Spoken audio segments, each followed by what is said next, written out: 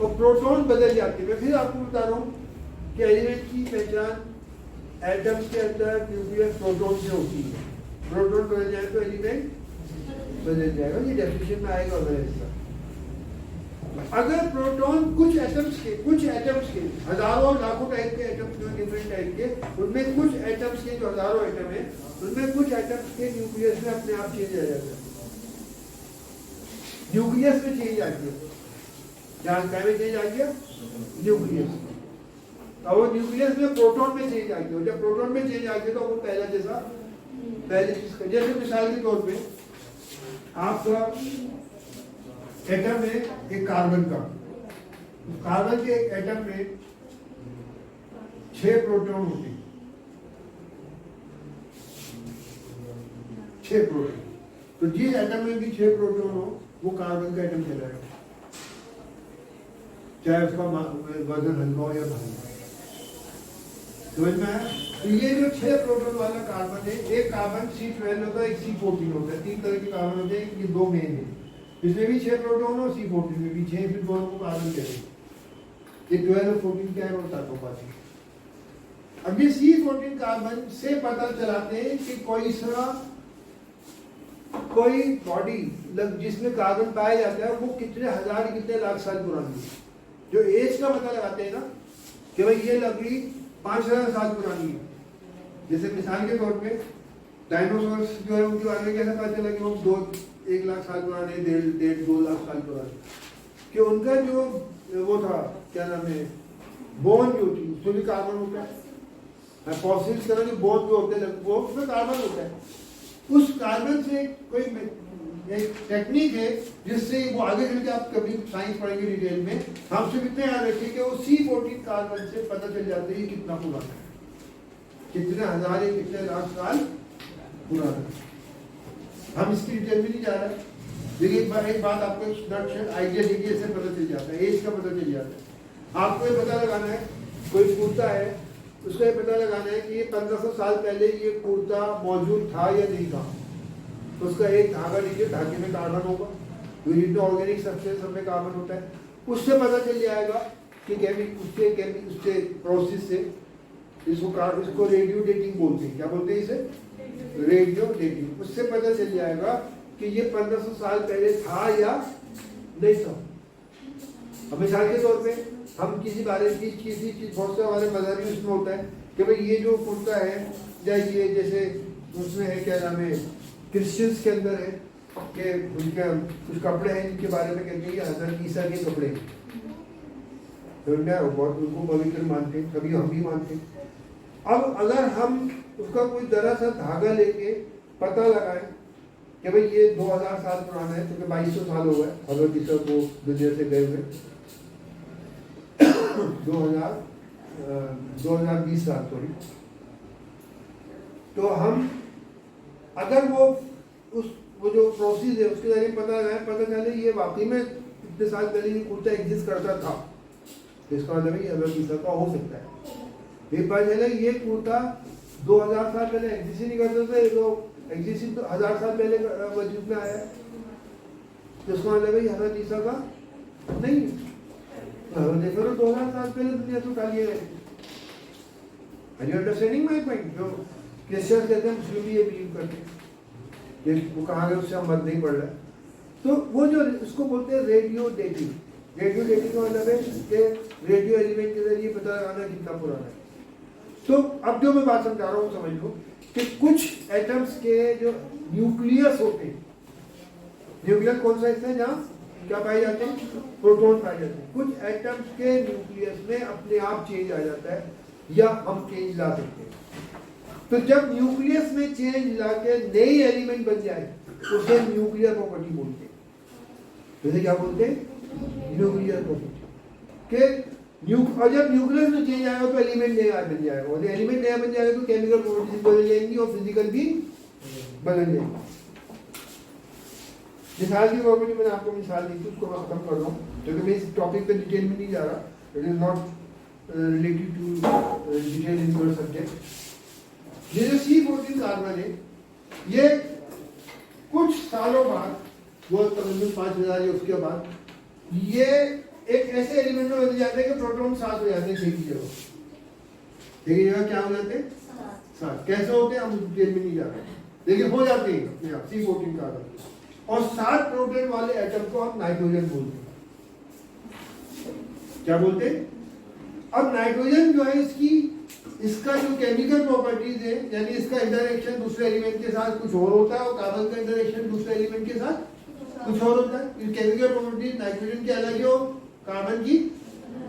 तो अब ये अपने आप जो था, क्या नाम है, कार्बन से क्या बदल लिया? नाइट्रोजन में।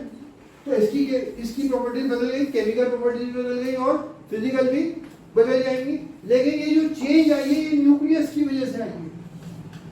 ये न्यूक्लियस में चेंज कैसे होती है, क्यों होती है, ये आप हायर क्लास में पढ़ेंगे। तो अब ये चेंज जो न्यूक्लियस की वजह से आई उसे कहते हैं न्यूक्लियर चेंज। क्या बोलते हैं उसे? Nuclear change. तो 3 तरह की चेंज हो गई ना, खाली फिजिकल प्रॉपर्टी जिसमें केमिकल और न्यूक्लियर में कोई न्यूक्लियस में कोई फर्क नहीं पड़ता। केमिकल चेंज जिसमें इंटरेक्शन दूसरे सब्सटेंस के साथ बदल जाता है, इसका न्यूक्लियस अनचेंज रहता है। न्यूक्लियस क्या रहता है? अनचेंज। न्यूक्लियस में कोई चेंज नहीं आता, लेकिन फिजिकल प्रॉपर्टीज में भी चेंज आते हैं। मैं पहले बता चुका हूं कि केमिकल प्रॉपर्टीज फिजिकल प्रॉपर्टीज बदल जाती है, सारी है कुछ।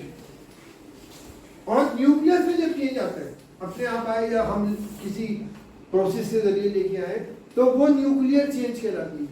तो इसलिए 3 तरह की प्रॉपर्टीज हो गई, physical change, chemical change and nuclear change. Nuclear change हमारे कोर्स में डिटेल में नहीं है, आपको सिर्फ आइडिया दिया है कि खाली फिजिकल और केमिकल चेंज नहीं है, न्यूक्लियस की भी चेंज है। और न्यूक्लियस का जिक्र अगले चैप्टर में है डिटेल में। और इसका जिक्र इसलिए भी जरूरी है कि I will come to definition of element in compound, वहां पे भी न्यूक्लियस का जिक्र हो।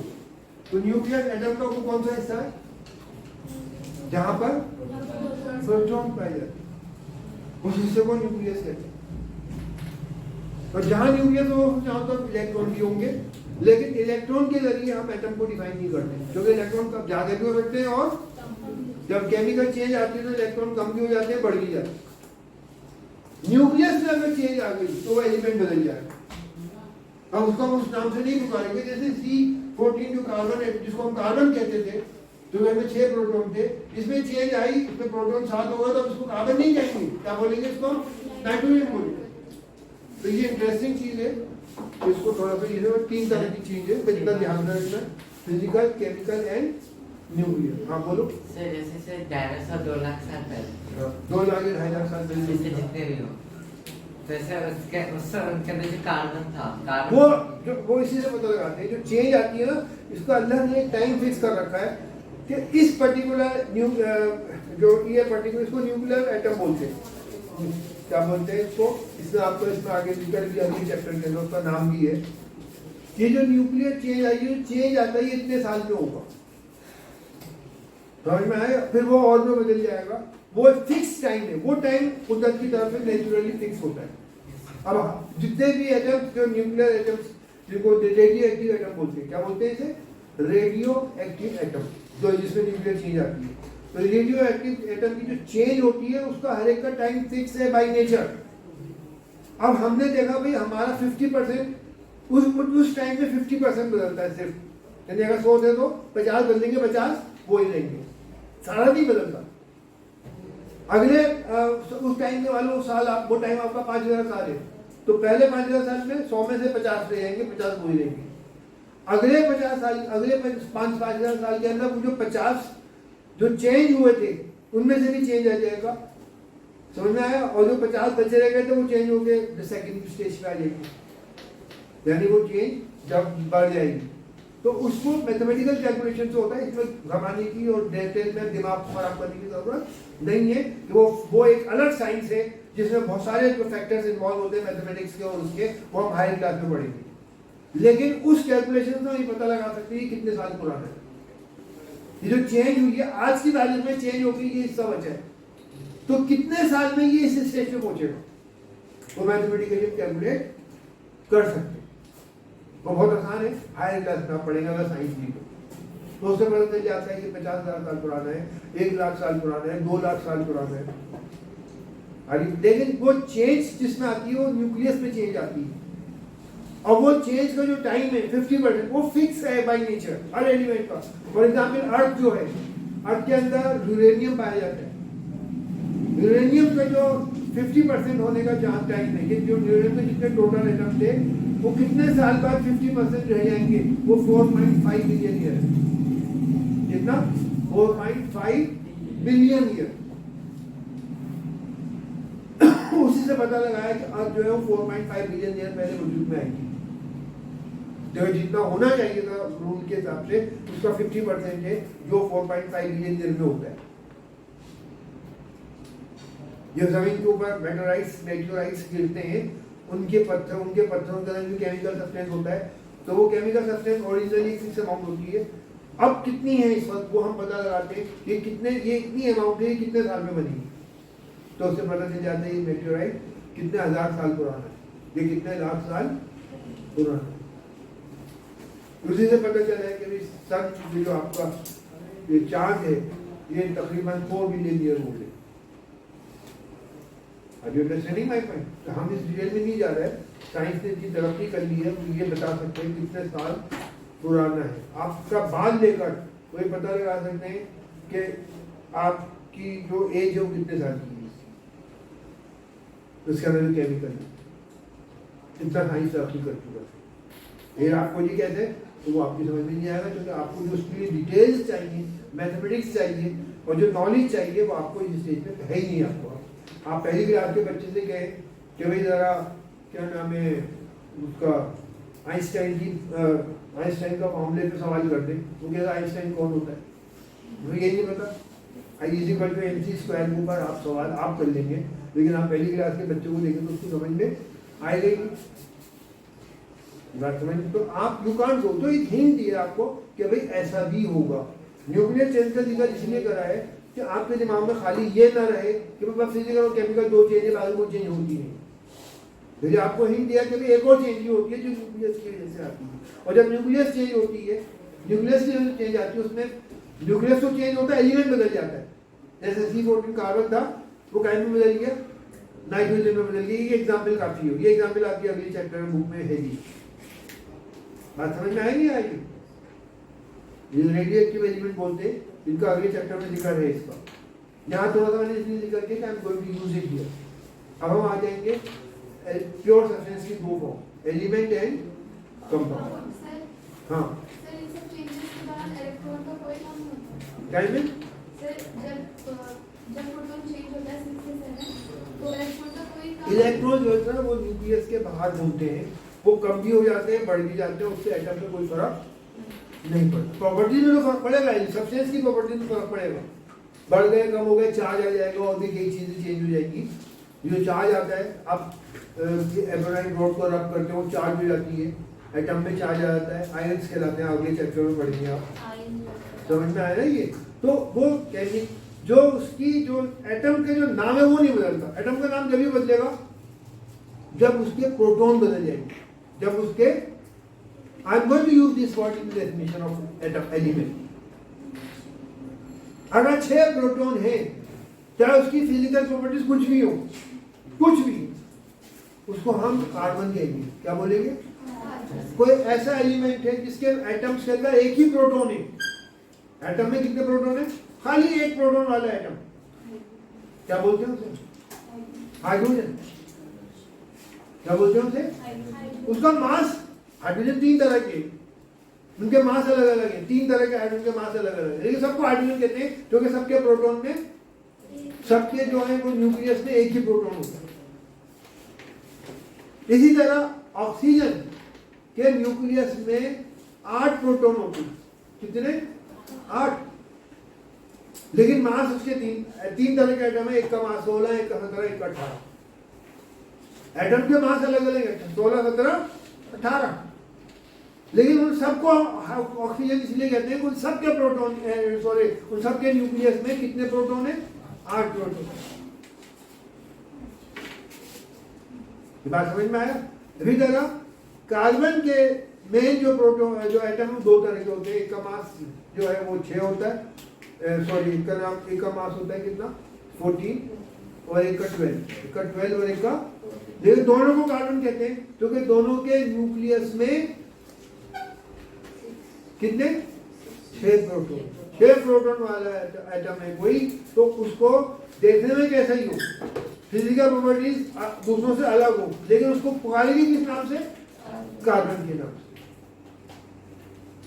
इलेक्ट्रॉन्स के चेंज होने से कोई फर्क नहीं पड़ता, क्योंकि ये कुदरत ने एक चीज उनको दी एटम एलिमेंट के अंदर कि हर एलिमेंट के प्रोटॉन की फिक्स अमाउंट कर दी, इतने प्रोटॉन होंगे इस नाम से, वो बाद में साइंटिस्ट ने नाम दे दिए कि भाई इतने प्रोटॉन वाले को इस नाम से पुकारेंगे, इतने प्रोटॉन वाले को इस नाम से पुकारेंगे। मास देख के नहीं लगा, पहले लोग मास देख के पता लगा देते ये मास है, ये तो मास है, तो ये वाला एलिमेंट होगा, ये वाला मास है, तो ये मास है। लोग बाद में पता चला कि मास से कोई फर्क नहीं पड़ता, एलिमेंट के नाम पे कोई फर्क किससे पता चलता है, प्रोटॉन के नंबर से। प्रोटॉन का नंबर जब तक नहीं बदलेगा एलिमेंट का नाम नहीं बदलेगा। तो अब हम एलिमेंट की डेफिनेशन पे आ रहे हैं। Element is a pure form of the matter in which, अब देखो इसकी मैं 3-4 डेफिनेशन दूंगा, in which all atoms show same chemical property। यानी अगर element pure form of matter है, हम ऑक्सीजन मिसाइल करोगे तो वो ऑक्सीजन के जितने भी एटम है उनकी केमिकल प्रॉपर्टीज में कोई चेंज नहीं आएगा। फिजिकली मास अलग हो सकता है, जैसे आप 3 तरह के मास होते हैं, 16, 17, 18। फिजिकली मास में फर्क हो सकता है, लेकिन केमिकल में कोई फर्क नहीं आएगा। All atom show same chemical property, उसे कि सब्सटेंस को एलिमेंट कहते हैं, क्या बोलते हैं उसे, बट ये बहुत अच्छी डेफिनेशन है, जैसे हम बेटर डेफिनेशन में आ रहे हैं, प्रोटॉन वाली डेफिनेशन। आप आगे नेक्स्ट क्लास में पढ़ेंगे कि नंबर ऑफ प्रोटॉन जो एटम में पाए जाते हैं उसे एटॉमिक नंबर कहते हैं। क्या बोलते हैं उसे, एटॉमिक नंबर। यानी एटॉमिक नंबर अगर 6 तो सारे उसमें 6 प्रोटॉन है, एटॉमिक नंबर 5 है तो इसका मतलब उसमें अगर एलिमेंट सेम है तो हर एटम का एटॉमिक नंबर सेम होगा। इलेक्ट्रॉन कम बढ़ती हो सकती है। मिसाल के तौर पर आप जो है घर से निकले, आपने चप्पल बदल दी, तो आपके चप्पल बदलने से आप नहीं बदल रहे, आप तो वही रहे ना, क्या नाम है तुम्हारा, जो भी नाम है आपका XYZ, तो अब X नाम है, आप घर से निकले X नाम के साथ, बाहर आके आपने चप्पल चेंज कर ली तो क्या भाई हो जाओगे, आप रहोगे तो X ही। तो इलेक्ट्रॉन के नंबर होने से कोई फर्क नहीं पड़ता, केमिकल प्रॉपर्टीज में कोई फर्क नहीं पड़ता एलिमेंट के। तो हमने इसको डेफिनेशन को थोड़ा मॉडिफाई करा, जो हर स्टेज में आप यूज कर सकते हैं कि element is that substance in which all atoms have same chemical property. गलत नहीं है, सही है, लेकिन इससे better in which all atom have same atomic number. अगर एटॉमिक नंबर सेम है तो केमिकल प्रॉपर्टीज भी सेम होगी, क्योंकि एलिमेंट की पहचान कहां से होती है, एटम के प्रोटॉन से, और प्रोटॉन को हम क्या कहते हैं, एटॉमिक नंबर। ये डेफिनेशन आपकी 12 MSc कभी भी कहीं भी चले जाओ वहां तक चलेगी। What is element, element is that substance, substance का मतलब प्योर है, मिक्सचर नहीं। Element is that substance in which all atoms have same atomic number.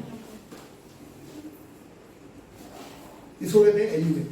सारे एटम्स का एटॉमिक नंबर, जैसे ऑक्सीजन है, ऑक्सीजन के हजारों एटम है, उन सबको ऑक्सीजन ही क्यों कह रहे हैं, क्योंकि उन सब तरह जितने भी एटम है, तो 2 बातें आप देखेंगे कि केमिकल प्रॉपर्टी सबकी सेम होगी। आप केमिकल प्रॉपर्टी से डिफाइन करना चाहे उससे कर सकते हैं। और दूसरी क्या बात देखेंगे, उन सब एटम्स के अंदर उनके न्यूक्लियस में, न्यूक्लियस वर्ड मैंने क्यों यूज करा समझ में आ गया कि एटम का वो हिस्सा जहाँ पे प्रोटॉन पाए जाते हैं न्यूक्लियस के अंदर। उन सब एटम्स के न्यूक्लियस में कितने प्रोटॉन पाए जाएंगे, ऑक्सीजन के अंदर 8। 2-4 एग्जाम्पल याद करिए, इसमें सारे के सारे ऑक्सीजन के नाम से पुकारे जाएंगे। तो डेफिनेशन एलिमेंट की समझ में आ गई। It is that substance in which all atoms, जितने भी एटम है उन सबका एटॉमिक नंबर।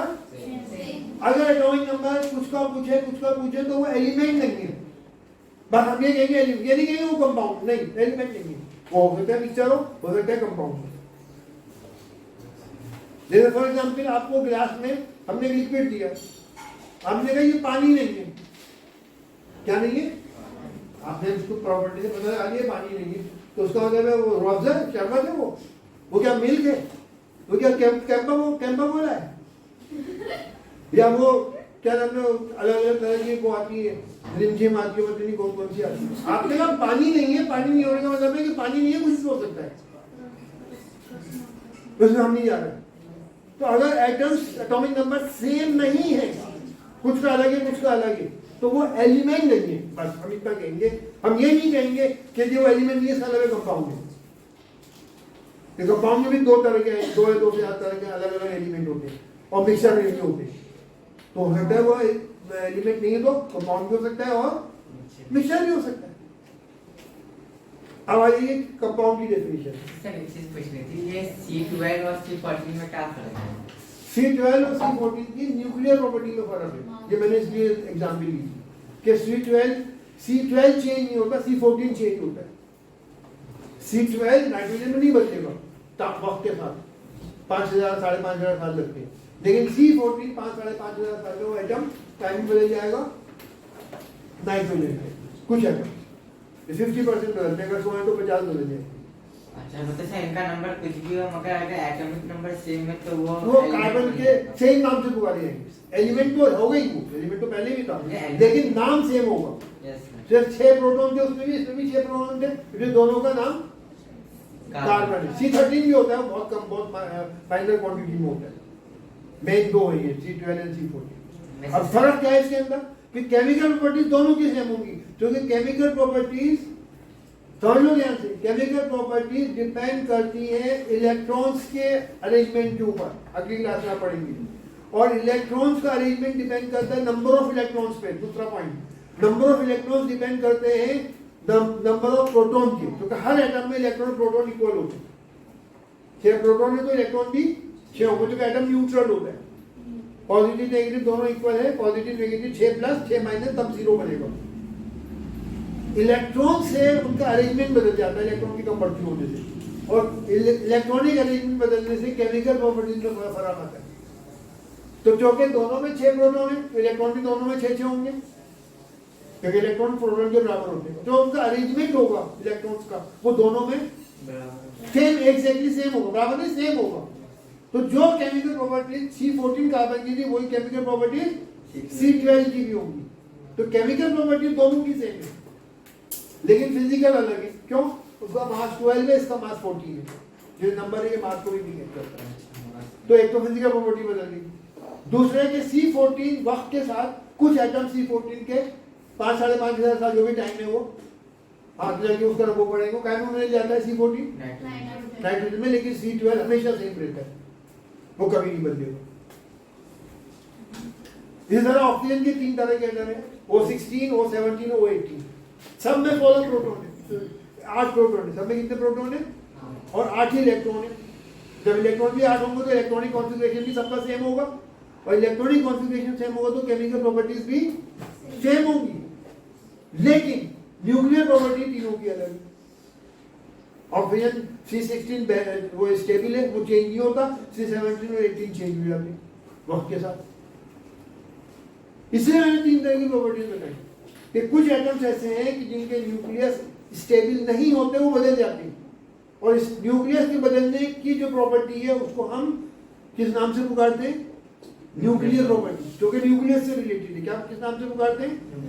Nuclear property. जब भी न्यूक्लियर चेंज होगी तो केमिकल चेंज और फिजिकल चेंज तो होगी, क्योंकि न्यूक्लियर प्रॉपर्टी से एलिमेंट का न्यूक्लियस बदला, न्यूक्लियस बदलने से उसकी केमिकल प्रॉपर्टीज भी बदल जाएगी, और जब केमिकल प्रॉपर्टीज बदलेगी तो फिजिकल भी बदलेगी। इसलिए हमने फिजिकल चेंज के अंदर हमने सिर्फ क्या यूज करा था?